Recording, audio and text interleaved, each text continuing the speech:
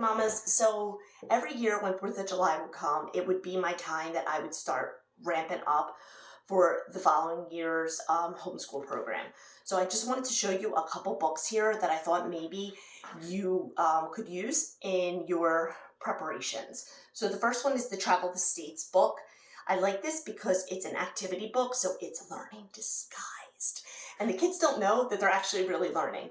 I find that geography is super important. I'm an online teacher, and it's not something that comes easily for most students. So we have in here the state. It gives you some information about the state, and then it has an activity to kind of just, hit home that you actually have learned something that day. And this book kind of looks like a coloring book, right?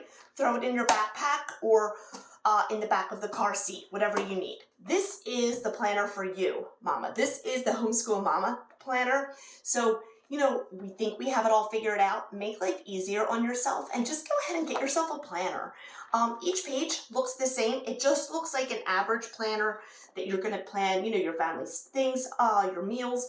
But this is actually going to keep you a little organized, and it's also going to make you feel better because it's really nice to look back on a planner and say, look at what we did this year.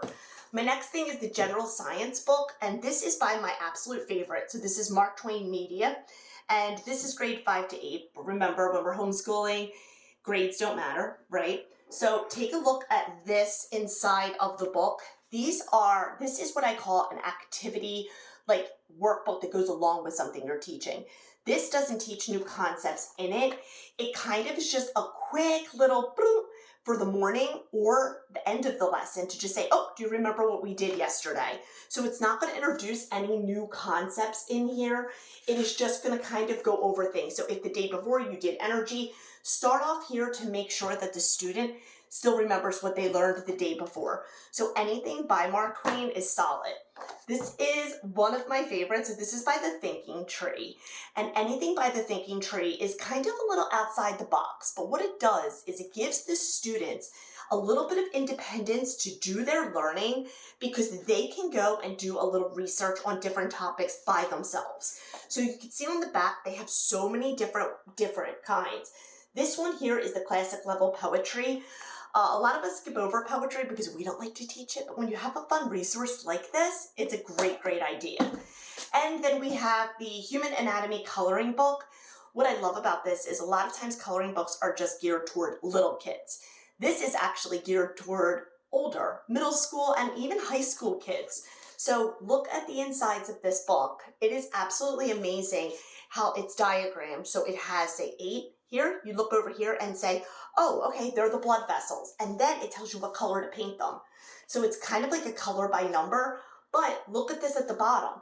It has all of the lesson that you need for that book. So this is really combining art, critical thinking, and independent work and science all together.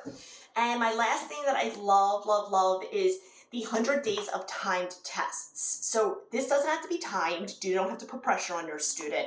But this is a really nice way to just make sure that they are memorizing their work. So this is addition. They have multiplication. They have division. But we know that the way that these absolutely finally sink into our brain is that we have to make sure that we are doing it over and over again. So these are just some of the books that I suggest to get started. There's a lot more we know, but I hope that this helped you guys a little bit.